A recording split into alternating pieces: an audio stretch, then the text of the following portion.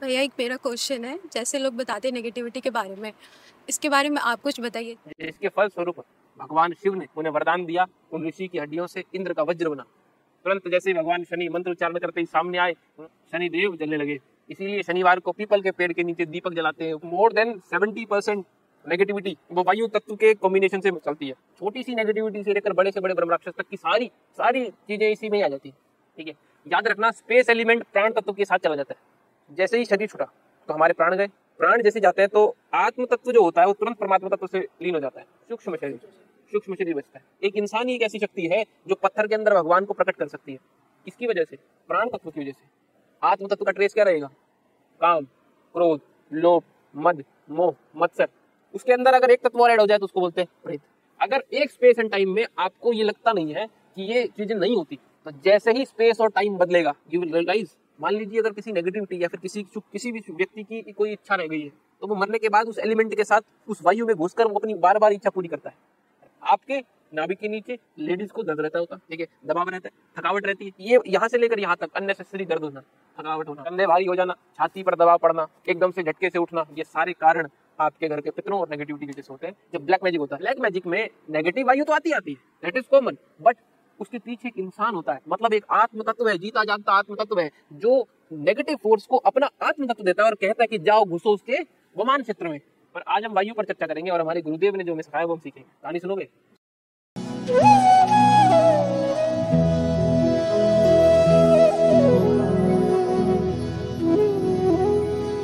जय सिया राम। सिया राम मैं सब जग जानी, प्रभु प्रणाम जोर जुग पानी। आप सभी को इस छोटे से दास का सादर जय सिया राम। हाँ भाई, कैसे हो? जय सिया राम सबको। आज तो एनर्जी लग रही है। पिछली बार थक गए थे क्या? तो आज क्या टॉपिक डिस्कस करेंगे? भैया एक मेरा क्वेश्चन है, जैसे लोग बताते हैं नेगेटिविटी के बारे में, इसके बारे में आप कुछ बताइए। जैसे कि कहाँ से आती है नेगेटिविटी, कैसे आती है, इसके बारे में आप कुछ बताएं। और भी कोई? और साथ में भैया कितने प्रकार की नेगेटिविटी होती है और उसके कैसे अफेक्ट करती है वो एस्ट्रली एंड फिजिकली। भैया कुछ लोग नहीं मानते कि ऐसी कोई चीज़ एग्जिस्ट ही नहीं करती, क्या सच में ये होती है? तो आपके पॉइंट ऑफ व्यू से आप हमें बताइए कि क्या है और कैसे है हमारे सराउंडिंग्स में। नेगेटिविटी, ओके, ठीक है।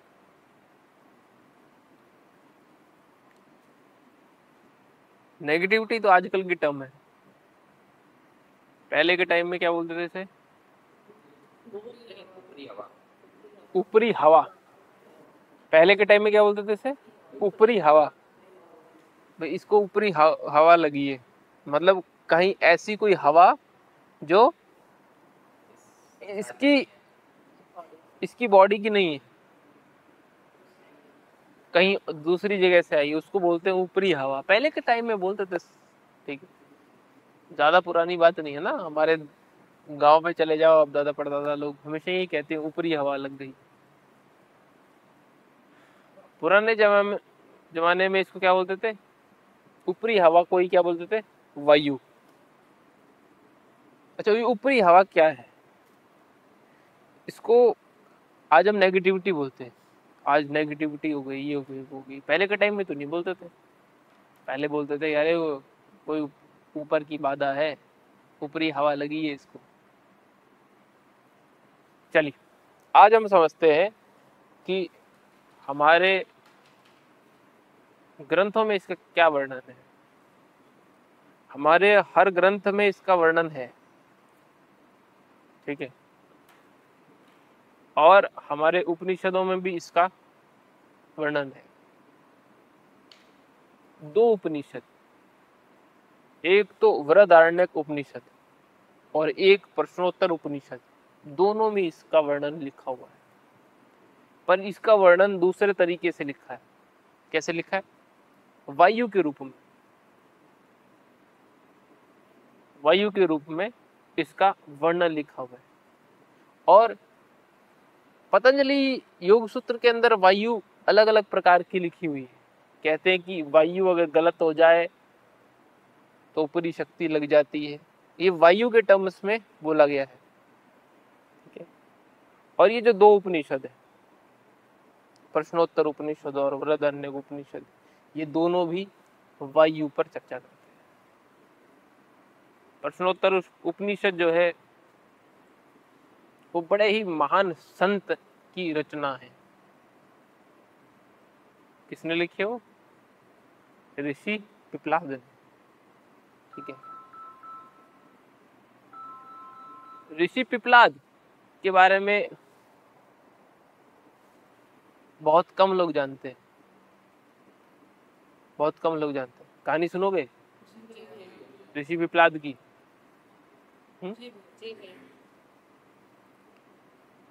ऋषि दधीची का नाम सुना है? कौन है?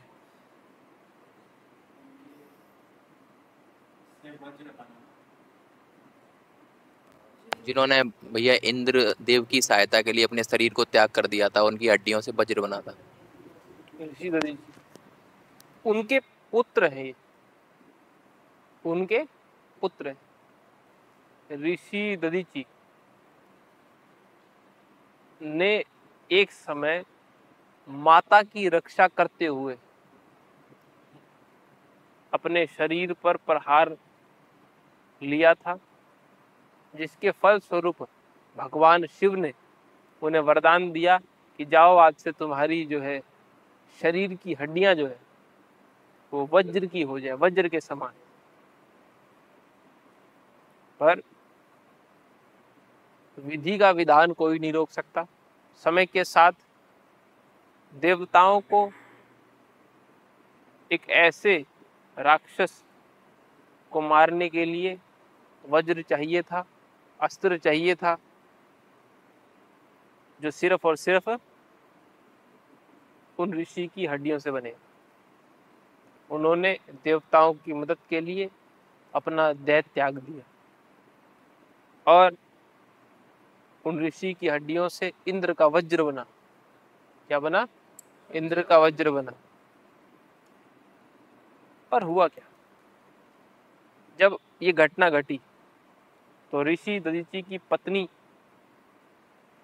और उनका एक छोटा सा बच्चा, जब ऐसा हुआ कि उनकी पत्नी को पता चला कि मेरे पति ने जो है देह त्याग दिया है, तो पत्नी को बहुत दर्द हुआ और उन्होंने अपने बच्चे को, जो सिर्फ 1 साल का था, उस बच्चे को एक पीपल के नीचे एक टहनी थी, उस जगह थी, पीपल के अंदर एक जगह थी, एक पेड़ के अंदर, पीपल के पेड़ के अंदर उन्हें रख दिया और अपने शरीर को जला दिया। वो सती हो गई अपने पति के साथ।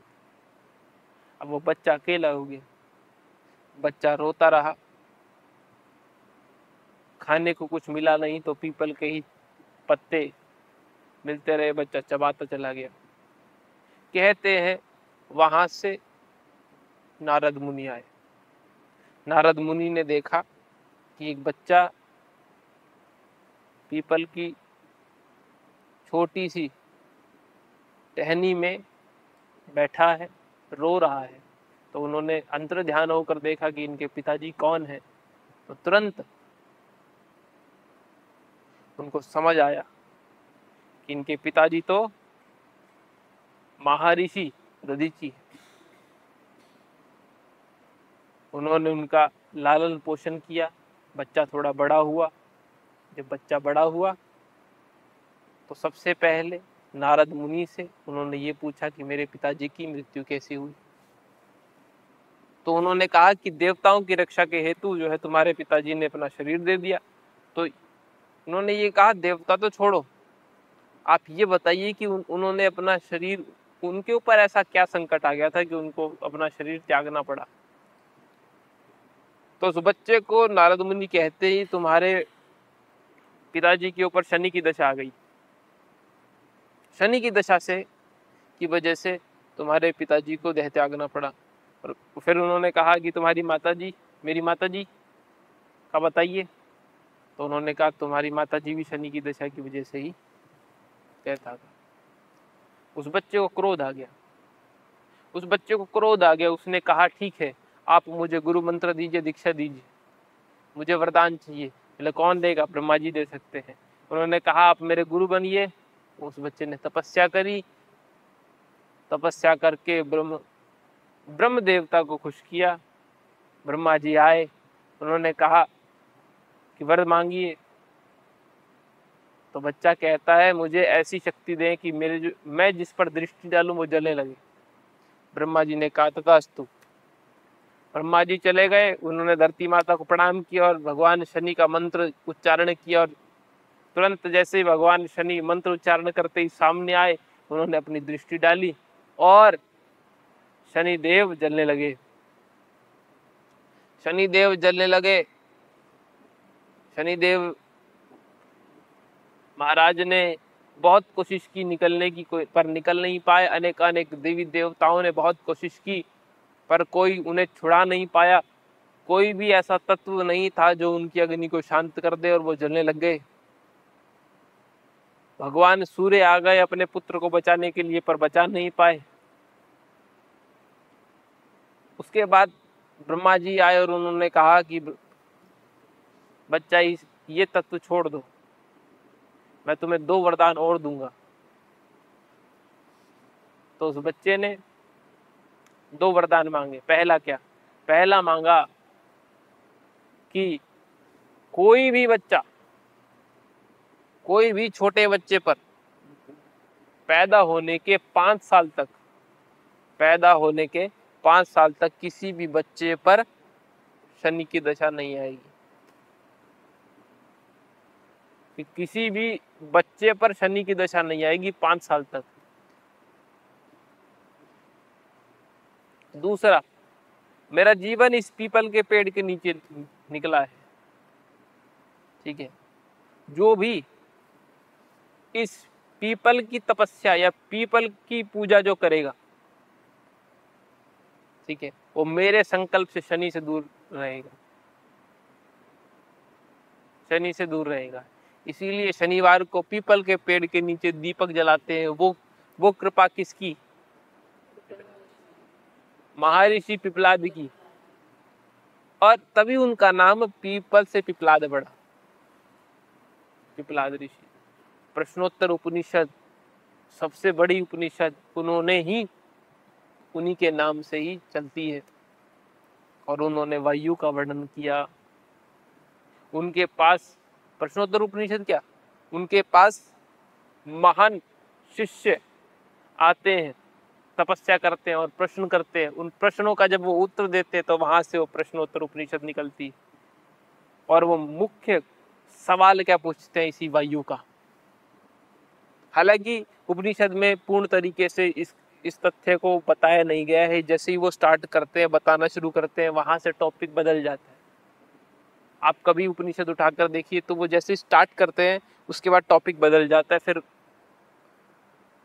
और तथ्य पर बात होने लगती है। पर मेन तत्व नहीं बताया, मेन तत्व नहीं बताया। क्यों नहीं बताया? क्योंकि हमारे ऋषि मुनियों ने उसको छुपा लिया। पर फिर भी मैं कुछ चीजें आपको बताता हूँ, हमारे ऋषि मुनि कहते हैं कि ये सब वायु से चलता है। जितनी भी शक्तियां हैं जो एस्ट्रल वर्ल्ड की हैं, इसके अंदर मेन एक तत्व प्रधान रहता है जो है वायु। मोर देन 70% नेगेटिविटी वो वायु तत्व के कॉम्बिनेशन से चलती है, ठीक है। ऐसे तो हर प्रकार की नेगेटिविटी होती है जो हर 5 एलिमेंट से बनकर बनती है, ठीक है। पर मेजर वायु होता है, ठीक है, मेजर वायु होता है, ठीक है, मेजर वायु होगा। इसीलिए उस वायु को कम करने के लिए हम यहाँ की वायु को बढ़ाते हैं। मंत्र भी तो वायु है, ठीक है, आ रहा समझ में? अब उन्होंने कहा कि शरीर के अंदर 5 प्रकार की वायु होती है। उन्होंने 5 प्रकार की वायु बताई, ठीक है। 5 प्रकार की उन्होंने वायु बताई। वहां पर जाकर वो जो है अपना उपनिषद पूर्ण करते हैं और फिर और ओमकार की बात, सुषुप्ति की बात, तुर्यावस्था की बात, ये सभी इनके बारे में बात करने लग जाते हैं। ठीक है, पर आज हम वायु पर चर्चा करेंगे और हमारे गुरुदेव ने जो हमें सिखाया वो हम सीखेंगे। 5 प्रकार की वायु होती है, ये ध्यान से सुनना। 5 प्रकार की वायु। पहली वायु जो नाभि से नीचे रहती है उसको बोलते हैं अपान वायु। क्या बोलते हैं? ठीक है। नाभि के ऊपर उसको बोलते हैं समान वायु। यहां से लेकर यहां तक होती है, उसको क्या बोलते हैं? समान वायु। क्या बोलते हैं? ठीक है। एक पूरे शरीर के अंदर चलती है उसको बोलते हैं वमान वायु। क्या बोलते हैं? ठीक है, पूरे शरीर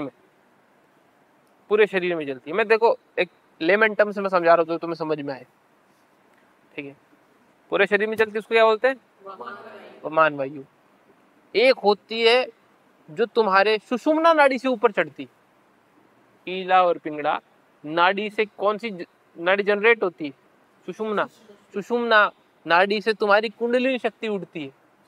उसके अंदर जो वायु होती है उसको बोलते हैं उद्दान वायु। क्या बोलते हैं? उद्दान वायु।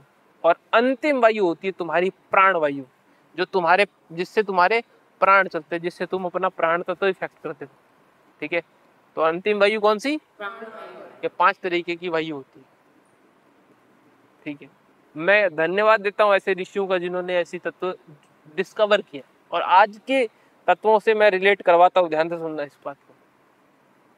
ठीक है, अब इन्हीं वायु के अंदर हर प्रकार की नेगेटिविटी आ जाती है, चाहे वो एक छोटी सी नेगेटिविटी से लेकर बड़े से बड़े ब्रह्म राक्षस तक की सारी चीजें इसी में ही आ जाती है। सारी नेगेटिविटी इसी में आ जाती है। नेगेटिविटी और पॉजिटिविटी भी, पॉजिटिव शक्ति भी आ जाती है, नेगेटिव शक्ति भी आ जाती है, क्योंकि वायु पर काम करती है। किस पर करती है? वायु पर काम करती है। समझ आ रहा है? मैं समझा रहा हूँ जो।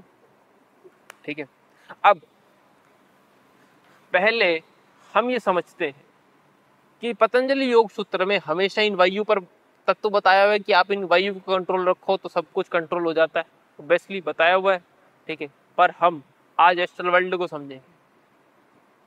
ठीक है, तो एस्ट्रल वर्ल्ड को समझने के लिए हमें एक दूसरे कॉन्सेप्ट पे बात करनी पड़ेगी कि नेगेटिविटी कैसे आती है, उसको समझेंगे। ठीक है, मान लीजिए कोई पर्सन है और वो अपना शरीर छोड़ता है। मान लीजिए कोई पर्सन है, पर्सन ए, ठीक है, और वो अपना शरीर छोड़ता है, तो हिंदू धर्म के अनुसार उसकी डेड बॉडी को हम शमशान में लेकर जाते हैं और उसको जलाते हैं, फायर। ठीक है, तो होता क्या है उसमें? अब ध्यान से सुनना। अब जब उसको जलाएंगे, पहले तो उसका शरीर 5 तत्वों से बना था, प्राण उसके चले गए, 5 तत्व। अब क्या हुआ है? सब कुछ चला। अब जब हम फायर के माध्यम से उसको बॉडी को बर्न करते हैं, जलाते हैं, तो उसमें अर्थ एलिमेंट चला जाता है, वाटर एलिमेंट चला जाता है। ठीक है, बचता क्या? एक तो एयर एलिमेंट और एक फायर एलिमेंट। एक तो एयर एलिमेंट और दूसरा फायर एलिमेंट। अब दूसरा केस, मान लीजिए कोई व्यक्ति मुस्लिम है, मुस्लिम संप्रदाय से है। ठीक है, पर्सन बी, अब उसकी डेथ होती है, तो उसको क्या करते हैं? हम डिकम्पोज करते हैं, बॉडी को डिकम्पोज करते हैं। किसके अंदर? जमीन। ठीक है, तो जैसे उसने शरीर छोड़ा तो प्राण निकले और उसको हम लेकर जाते हैं, कब्रिस्तान बोलते हैं। ठीक है, कब्रिस्तान में लेकर जाते हैं उसको, जो है बॉडी को जो है डिकम्पोज करते हैं। तो अब उसमें कौन कौन से एलिमेंट रह गए? धरती के अंदर दफना दिया, ठीक है, अर्थ एलिमेंट और वाटर एलिमेंट 2 रह गए। अर्थ एलिमेंट, वाटर एलिमेंट, ठीक है, मेन 2 रह गए। ठीक है, याद रखना स्पेस एलिमेंट प्राण तत्व के साथ चला जाता है। हमेशा याद रखना, स्पेस एलिमेंट तब तक जिंदा जब जागृत रहता है जब तक आपके पास प्राण हो। ठीक है, आ रहा समझ में? आ गया? उसी प्रकार से हम क्रिश्चियनिटी को देखते हैं। ठीक है, कभी कभी ऐसे कुछ केसेस में बॉडी को पानी के अंदर छोड़ दिया जाता है, डिकम्पोज करने के लिए पानी के अंदर छोड़ दिया जाता है। तो उसमें क्या होता है? हाँ, संतों को भी करते हैं, अलग अलग संतों को करते हैं, या फिर हम छोड़ते हैं। तो उसमें क्या होगा? Water element. ठीक है, वाटर एलिमेंट और मेनली क्या रहता है? वाटर एलिमेंट और अर्थ एलिमेंट। अब सुनना ध्यान से, जिस प्रकार से बॉडी की एनर्जी डिकम्पोज हुई है उसी प्रकार से वो एलिमेंट उस व्यक्ति में रह जाएंगे। इन पांचों एलिमेंट से ही सब कुछ बनता है। ठीक है, अब ये जो नेगेटिविटी जिसको हम बोलते हैं, ये होती क्या है? जब भी कोई शरीर अपना छोड़ता है, ठीक है, तो उसमें जैसे ही शरीर छूटा तो हमारे प्राण गए। अब हमने समझा है कि प्राण जाते हैं तो क्या होता है? प्राण जैसे जाते हैं तो आत्म तत्व जो होता है वो तुरंत परमात्मा तत्व से लीन हो जाता है। ठीक है, पीछे क्या बचता है? सूक्ष्म शरीर। सूक्ष्म शरीर बचता है। सूक्ष्म शरीर बचा। सूक्ष्म शरीर क्या है? Traces of that person which is activated in this astral world because of that प्राण element। प्राण हर तत्व को प्राण देता है, तो अपने शरीर के कुछ ऐसे अदृश्य तत्वों को भी वो जागृत कर देता है जो चाहकर भी नहीं होने चाहिए। ठीक है, जो चाहकर भी नहीं होने चाहिए। हमारे प्राण तत्व में ऐसी ऊर्जा है कि वो किसी को भी प्राण दे सकता है। ठीक है, हम एक इंसान ही एक ऐसी शक्ति है जो पत्थर के अंदर भगवान को प्रकट कर सकती है। किसकी वजह से? प्राण तत्व की वजह से। अब जब वो प्राण तत्व 24 घंटे शरीर में रहता है तो ऑब्वियसली कहीं ना कहीं अगर प्राण तत्व रेपिटेशन में कोई काम कर रहा है तो ऑटोमेटिकली प्राण एक्टिवेट हो जाता है। प्राण को अगर आपको एक्टिवेट करना है तो आप किसी भी कार्य को रेपिटेशन में करना शुरू कर दो। You don't have to do multiple things. You start doing some repetition work। मतलब कुछ भी बस रेपिटेशन में करना शुरू कर दो, आपका प्राण एलिमेंट एक्टिवेट हो जाएगा। तो होगा क्या? जब आत्म तत्व परमात्मा तत्व में लीन हो जाएगा तो एक ट्रेसेस बचेंगे। जिस आत्म तत्व ने कुछ ऐसे पार्ट्स भी एक्टिवेट कर दिए उस शरीर के जो नहीं होने चाहिए थे, उसको बोलते हैं सूक्ष्म शरीर। क्या बोलते हैं? रेजिड्यू बचता है किसका? प्राण तत्व का। किसका? रेजिड्यू। वो अपने आप में साइकिल में काम करता है क्योंकि उसके पास प्राण के तत्व भर रहते हैं। ठीक है, अब उसके साथ प्राण के तत्व और क्या रहेगा? और वो तत्व जो बॉडी के जलने के बाद रह गए थे, उन दोनों के मिश्रण से जो एनर्जी बनेगी दैट इज कॉल्ड वायु। That is called. ठीक है, हमारे पुराने जमाने में हम इसी तरीके से इसको वायु बोलते थे। क्या बोलते थे? वायु। ठीक है, उन दोनों के कॉम्बिनेशन से जो बनेगी उसको वायु बोलते हैं। अब जैसे जैसे कॉम्बिनेशन, जैसा जैसा कॉम्बिनेशन वैसा वैसा नाम, स्पेसिफिकेशन, स्पेशलाइजेशन, अलग अलग परम्यूटेशन कॉम्बिनेशन के साथ अलग अलग नाम हो जाएंगे। ठीक है, पर तत्व तो एक ही है। आ रहा समझ में? आ रहा समझ में? ठीक है, अब सुनना। अब अगर बॉडी को बर्न किया गया है तो उसमें फायर एलिमेंट और एयर एलिमेंट होगा।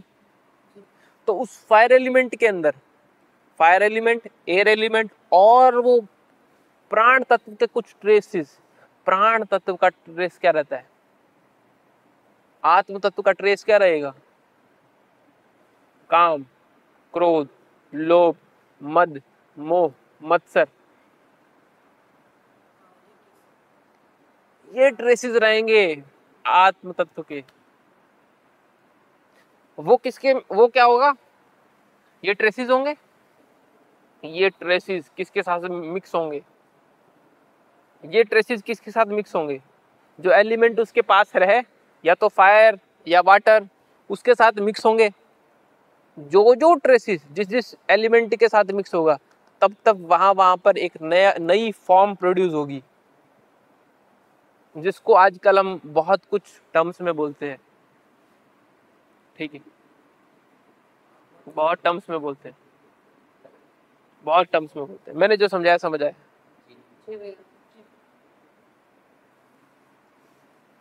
ये छह तत्व एलिमेंट्स के साथ मिक्स होंगे और वैसे वैसे रूप लेंगे। तो जब एक बॉडी से सूक्ष्म शरीर निकलता है और वो फायर एलिमेंट के साथ मिक्स होता है, और अगर उसके अंदर काम, क्रोध रह गया है, तो उसको लेमन टर्म्स में एक छोटा मोटा क्या बोलते हैं? भूत।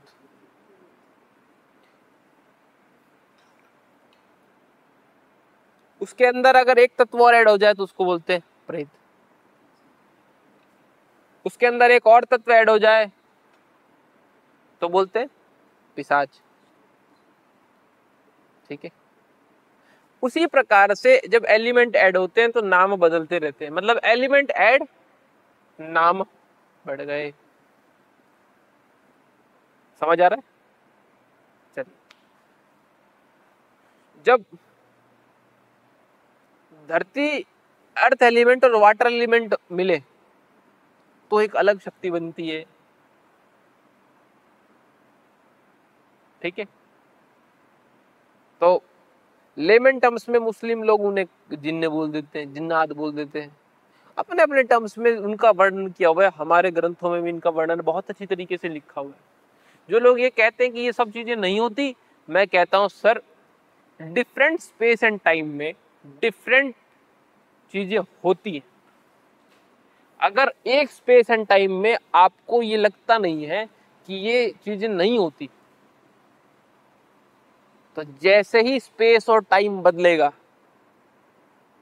यू विल रियलाइज कि वो सारी चीजें होती हैं जो हमने आज तक या तो कहीं सुनी है या कहीं देखी है। मतलब everything is true, not a single piece of word is false in this universe. गलत क्या है? स्पेस और टाइम गलत है। अगर समय सही हो ना, तो गलत बात भी सही हो जाती है।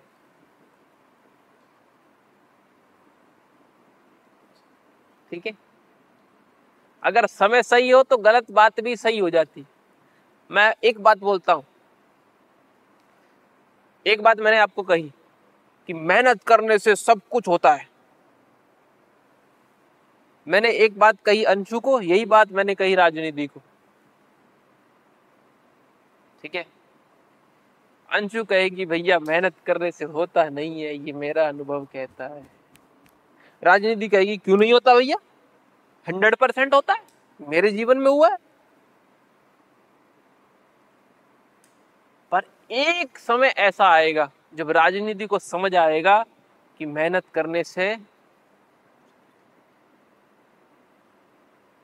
और एक समय अंशु के जीवन में ऐसा आएगा जब उसको ऐसा लगेगा कि मेहनत करने से भी होता है।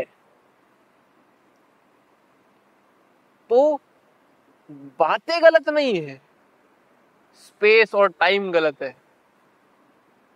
आज आप लोग यहाँ पर मेरी बात सुन रहे हैं, पर अगर मैं यहीं पर ही डिस्को डांसिंग वाला गाना चला दूं तो आप कहोगे भैया क्या पागलपंती वाली बात कर रहे हो।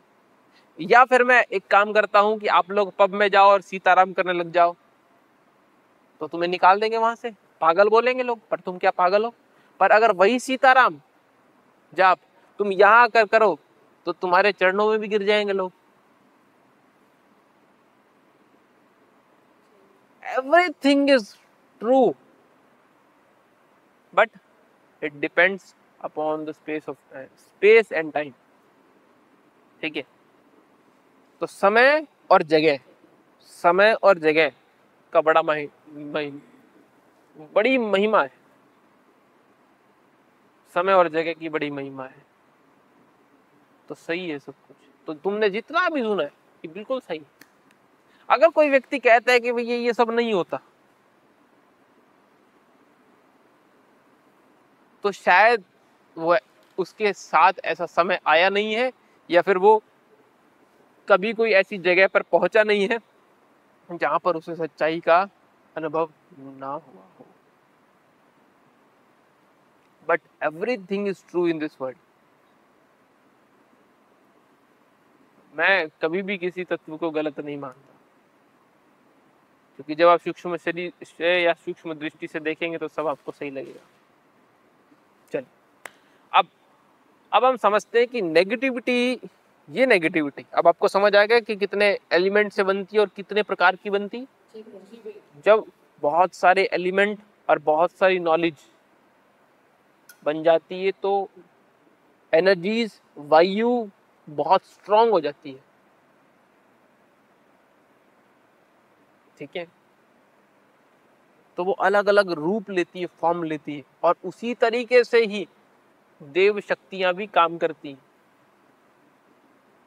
इट इज नॉट लाइक कि भी नेगेटिव शक्तियां ही ऐसे होगी। नेगेटिव पॉजिटिव कुछ नहीं होता। नेगेटिव पॉजिटिव कुछ नहीं होता।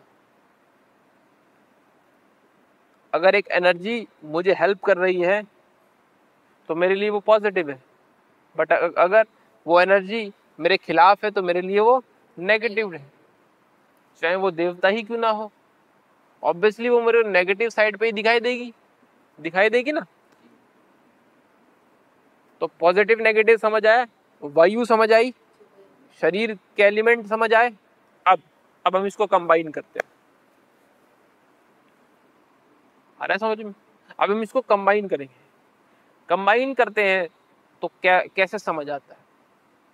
ध्यान रखना, जब भी कोई नेगेटिव फोर्स या फिर कोई वायु या फिर कोई शक्ति किसी भी व्यक्ति के अपान क्षेत्र में घुस जाए, अपान क्षेत्र में घुस जाती, अपान क्षेत्र नाभि के नीचे अपान क्षेत्र में घुस जाती है। ठीक है, वो इफेक्ट करती है आपके इस पोर्शन को, आपके सारे रिप्रोडक्टिव ऑर्गन्स को, आपकी जो मेन ऊर्जा है जिससे आपका शरीर चल रहा है उसको इफेक्ट करती है। ठीक है, मेजरली देखा गया है कि ये नेगेटिविटी अक्सर फायर एलिमेंट, वाटर एलिमेंट के साथ काम वासना, क्रोध के एलिमेंट को लेकर आती है। जिससे होता क्या है कि जो ऐसी नेगेटिविटी जब शरीर के अपान क्षेत्र में बैठती है तो आपके शरीर की वो एनर्जी को बहुत ज्यादा कम कर देती है जो होनी चाहिए, और वो एनर्जी खुद रेसिप्रोकेट करती है एस्ट्रल वर्ल्ड में। मान लीजिए अगर किसी नेगेटिविटी या फिर किसी भी व्यक्ति की कोई इच्छा रह गई है तो वो मरने के बाद उस एलिमेंट के साथ उस वायु में घुसकर वो अपनी बार बार इच्छा पूरी करता है। Repetition of doing that work in astral world creates a hindrance in physical world. मतलब अगर कोई शक्ति बार बार एक ही काम एस्ट्रल वर्ल्ड में करती रहेगी तो उससे फिजिकल ऑर्गन्स भी इफेक्ट हो जाएंगे। तो होगा क्या कि उससे उसका जो ये वाला पोर्शन है वो धीरे धीरे वीक होने लगेगा। तो जितनी भी पीसीओडी या फिर जितनी भी प्रॉब्लम होती हैं ये अपान क्षेत्र में कोई वायु घुसने से होती है। अब ये वायु कोई भी हो सकती है। कोई भी हो सकती है, ठीक है। अब कैसे आती है, क्या करती है, आगे हम सोचेंगे, पर अभी तो हम सिर्फ ऊपर ऊपर का समझ रहे हैं, ठीक है। अपान क्षेत्र में घुसती, सबसे पहले घुसेगी, सबसे पहले यही घुसती है। या फिर अगर उस वायु के अंदर थोड़ी शक्ति है, उस एंटिटी के अंदर थोड़ी शक्ति है, तो उसके बाद वो घुसती है समान वायु में। कहाँ? नाभि के ऊपर वाला पोर्शन, मतलब यहां से लेकर यहां तक, नाभि के नीचे और फिर ऊपर। मेजरली सारी नेगेटिविटी लगभग इस पोर्शन से इस पोर्शन के बीच में रहती है। तो होगा क्या? आपके नाभि के नीचे लेडीज को दर्द रहता होता, ठीक है, दबाव रहता है, थकावट रहती है। ये यहां से लेकर यहां तक अननेसेसरी दर्द होना, थकावट होना, या फिर घुटने यहां से यहाँ दुखना, पैर दुखना, आपके पैर दुखना, कंधे भारी हो जाना, छाती पर दबाव पड़ना, एकदम से झटके से उठना, ये सारे कारण आपके घर के पितरों और नेगेटिविटी की वजह से होते हैं। और ये सारी जो समस्या है वो इसी वायु के अंदर रहती है, ठीक है। अब मैं ये नहीं बताना चाहता कि क्या होता है, कैसे होता है। ऑब्वियसली बीमारियां बहुत प्रकार की होती हैं, ठीक है, जैसे कि छाती दुखना, कंधे भारी होना, ठीक है, किसी पोर्शन को में पर्टिकुलरली दुखना, अननेसेसरी दुखना, कुछ भी दर्द सर्कुलेट करना, पैर दुखना, ठीक है, नाभि के नीचे दर्द होना, ठीक है, ये सारी चीजें एक्चुअल में होती है। कमर के अंदर इस पोर्शन में अंदर दबाव पड़ना, ये वायु की वजह से होता है। ये दो वायु की वजह से होता है। कौन कौन सी? अपान वायु और समान वायु। इसमें आई हुई नेगेटिविटी की वजह से, इसमें आई हुई नेगेटिविटी की वजह से। अब आती है वमान वायु। ये जो नेगेटिविटी होती है, ये नेगेटिविटी अगर एक बार ध्यान देना, ये नेगेटिविटी, इन दोनों नेगेटिविटी को निकाला जा सकता है, दैट कैन बी रिमूव्ड। पर अगर कोई नेगेटिविटी वमान वायु में घुस जाए तो उसको निकालना नामुमकिन के बराबर हो जाता है, नेक्स्ट टू इम्पॉसिबल।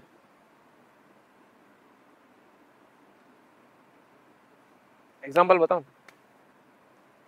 अगर छोटी मोटी ऊपरी वायु बाधा होती तो उसको हम निकाल देते, साल 2 साल अगर प्रॉब्लम रहती किसी को तो हम निकाल देते, 6 महीने तक रहती है तो इंसान के अपान या समान वायु में रहती, ठीक है। अगर कोई नेगेटिविटी 5 साल, 6 साल, 10 साल से ऊपर हो जाए तो वो धीरे धीरे विमान क्षेत्र में घुसने लगती है, उसके शरीर के विमान पोर्शन में घुसने लगती है और पूरे शरीर पर कब्जा कर लेती है। तो कहते हैं कि 10 साल से ऊपर की नेगेटिविटी को निकालना बड़ा ही मुश्किल, शायद वो कन्वर्ट हो जाती है पर निकलती नहीं है, that can not be removed, ठीक है। और ये सिर्फ वही जानते हैं जिनके ऊपर बीतती है, ठीक है। विमान क्षेत्र के अंदर घुस जाने पर नेगेटिविटी नहीं निकलती, पूरे बॉडी के अंदर उसका सर्कुलेशन रहता है, ठीक है। 72,000 नाड़ियों पर कंट्रोल आ जाता है ऐसी नेगेटिविटी का। तो अब अगर उस पर्सन को ठीक करना है तो हमें एक बहुत बड़ी एनर्जी चाहिए कि जो 72,000 नाड़ियों से उसको पूर्ण तरीके से निकाले। एक कंप्लीट सिंक्रोनाइज प्रोसेस चाहिएगा उसको निकालने के लिए, और आजकल बहुत से नामों से इसको बोला जाता है। मैं जो समझा रहा हूँ समझ आ रहा है? विमान क्षेत्र में घुसने के बाद नेगेटिविटी निकलनी नेक्स्ट टू इम्पॉसिबल। पर ये होती कब है? विमान क्षेत्र में नेगेटिविटी घुस नहीं सकती।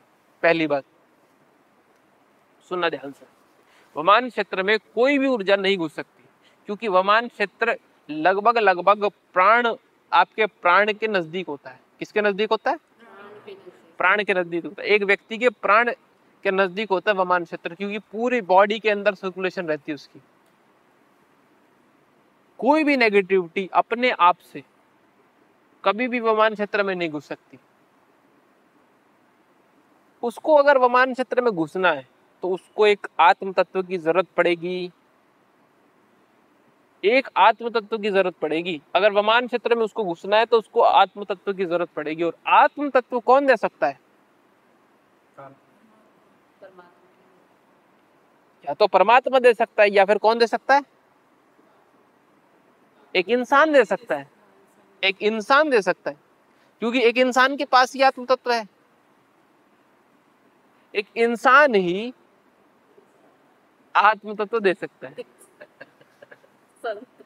सही बात है, इंसान दे सकता है आत्म तत्व। आत्म तत्व लेकर ही वो वमान क्षेत्र में घुस सकता है, अदरवाइज कभी भी ऐसा नहीं होगा कि कोई नेगेटिविटी आपके डायरेक्टली वमान क्षेत्र में घुस जाए। दैट नीड्स अ प्राण तत्व,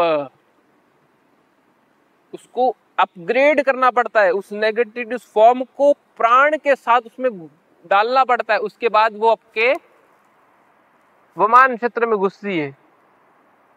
और ये क्या कब होता है? ये कब होता है? जब ब्लैक मैजिक होता है। ब्लैक मैजिक में क्या होता है? ब्लैक मैजिक में नेगेटिव वायु तो आती है, दैट इज कॉमन, बट उसके पीछे एक इंसान होता है, मतलब एक आत्म तत्व है, जीता जागता आत्म तत्व है, जो नेगेटिव फोर्स को अपना आत्म तत्व देता है और कहता है कि जाओ घुसो उसके वमान क्षेत्र में, जाओ घुसो और उसके विमान क्षेत्र में, ताकि आपको कंट्रोल आएगा किसके ऊपर? उन सभी 72,000 नाड़ियों पर, जिससे उसका पूरा शरीर चल रहा है।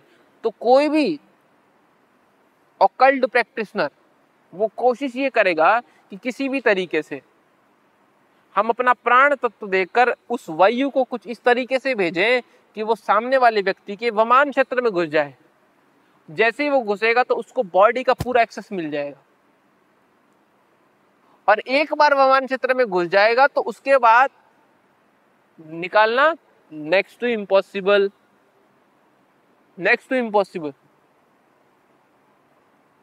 क्योंकि अगर वमान क्षेत्र में घुस गया तो उस व्यक्ति का खुद का प्राण तो इतना सेल्फ सफिशिएंट है ही नहीं कि वो उस ऊर्जा को निकाल दे। तो उस व्यक्ति को किसी दूसरे का प्राण की आवश्यकता पड़ेगी, कोई ऐसी ऊर्जा जो उसको प्राण शक्ति के साथ उसको वमान क्षेत्र से निकाले, तब उसका प्राण अलग हो, तब उसका वमान खाली हो, तब वो व्यक्ति खाली हो। इसी वजह से ब्लैक मैजिक हिट्स मोर, इंटेंसिटी उनकी ज्यादा होती है। क्यों होती है? वो आपके डायरेक्ट वमान क्षेत्र में घुसते हैं, क्योंकि उसमें प्राण तत्व होता है। क्या होता है? प्राण तत्व। ठीक है, अब सुनना। और अब हम एक और वायु की बात करते हैं। कौन सी वायु? उद्दान वायु। उद्दान वायु वो वायु है जिससे आपकी कुंडलिनी शक्ति जागृत होती है। कुंडली शक्ति जागृत होती है। यही वायु आपकी कुंडलिनी शक्ति, आपके डायमेंशन चढ़ाती रहती है आपको, और आपको आगे लेकर जाती है। आपकी प्रार्थना शक्ति भी इसी से कनेक्टेड है, आपकी संकल्प शक्ति भी इसी से कनेक्टेड है। अब संतों को पता है और ऑकल्ट प्रैक्टिशनरों को भी पता है, मतलब ब्लैक मैजिक करने वालों को या फिर जितने भी एस्ट्रल वर्ल्ड रिसर्चर हैं उनको ये पता है कि उद्दान वायु आपकी प्रार्थना शक्ति है। अगर इस वायु को अटैक कर लिया जाए तो आपकी प्रार्थना शक्ति खत्म कर दी जाएगी। मतलब अगर किसी इंसान की प्रोग्रेस बहुत स्पीड से हो रही है, इसका मतलब जब भी वो कुछ सोचता है वो होने लगता है, इट स्टार्ट्स हैपनिंग। इसका मतलब उसकी प्रार्थना शक्ति बहुत अच्छी है, जैसा वो सोच रहा है वो कंप्लीटली वैसा करता जा रहा है। दैट इज वेरी गुड, मतलब उसकी कुंडली शक्ति अच्छी चल रही है, उसकी उद्दान वायु अच्छी काम कर रही है। अगर मैं चाहता हूं कि मुझे इसका जो काम है ये रुक जाए, that I will try to stop that उद्दान वायु। मतलब उद्दान वायु रोक दो, प्रार्थना शक्ति रुक गई, एस्ट्रल वर्ल्ड पे काम होना रुक जाएगा, then I will start knocking the door।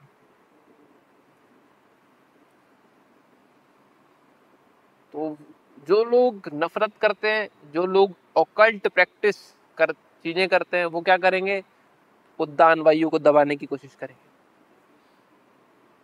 मान लीजिए एक फॉर्म बनाई, एक नेगेटिव फॉर्म बनाई और उद्दान वायु के ऊपर छोड़ दी,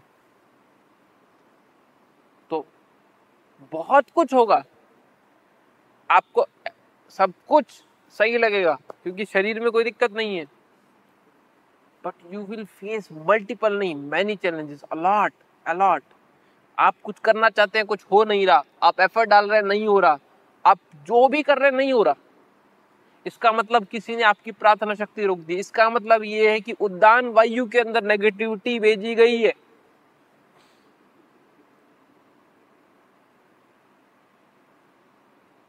यही तो हो रहा है।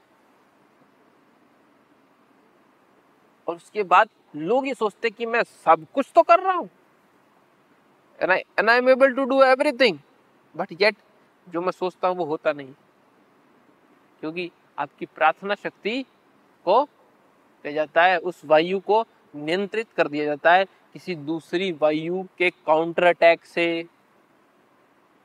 अब ये वायु का खेल बहुत अच्छा होता है, मतलब जितनी फोर्स आपके शरीर में एक वायु की है, उसके काउंटर अटैक में प्राण तत्व को मिक्स करके अगर उतनी ही वायु फोर्स में डाल दी जाए तो आपकी वायु काउंटर बैलेंस हो जाएगी और आपका रिजल्ट 0 हो जाएगा। And that is the way how occult practice takes place. ये सब कुछ वायु का खेल है। अगर उद्दान वायु अधोगति के रूप में ऊर्ध्वगामी हो जाती है तो इंसान की प्रार्थना शक्ति बढ़ जाएगी। प्रार्थना शक्ति से क्या होगा, जो वो सोचेगा that will start happening, that will start happening. कहते हैं कि उस व्यक्ति की मैनिफेस्टेशन पावर बहुत बढ़िया होती है, उसकी सबकॉन्शियस लेवल बहुत अच्छा होता है, जब वो सोचता है तो होता है। समझ आ रहा है? सोचेगा तो होगा।